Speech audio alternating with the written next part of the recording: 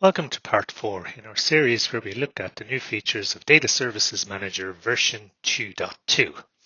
In this part, we're going to have a look at some of the user experiences that have been improved with Data Services Manager 2.2 around custom certs, advanced settings, and also the pghpa.conf. Now for this demonstration, I've logged in as a DSM user as opposed to a DSM admin, and as you can see, the amount of options that are available to a user are much less than an admin, but we can still create databases, which is what we're doing here. We're going to build a Postgres database, and the first thing we see is the ability now to enable directory services directly from the UI. We're also going to provide some DNS names, and then we're going to look at our first user experience feature, which is certificate management, and the ability now just to upload via the UI your certificate chain as well as your private key. Now the chain contains the leaf as well as the certificate authority. So you can see that it's got a chain of certificates here. The leaf will be the first one, the CA will be the second one.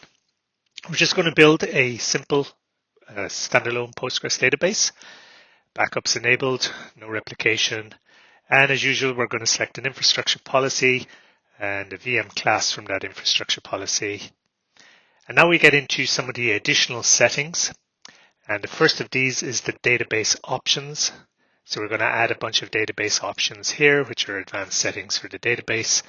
Perhaps we want this database to be monitored by Aria Operations. In that case, Aria would like us to add a bunch of additional parameters, which is what we're doing there. And now we come to the HBA configuration, which is basically allowing additional entries to be added to the pg_hba.conf file, and essentially any users with a .local ending will be allowed to connect to this particular database. So speeding things along, the database is now created. We can have a look at a few things. In the basic information, we can see our certificates. We can see our leaf certificate there. We can also see the certificate authority. All good.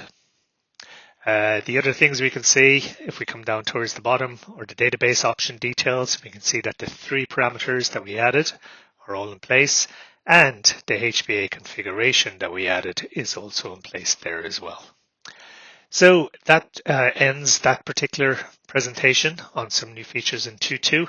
If you want to learn more about DSM version 2.2, pop along to cormachogan.com, my blog site. I have lots of videos and lots of articles appearing on that particular site. So thank you for watching. I hope you found it useful, and appreciate your time.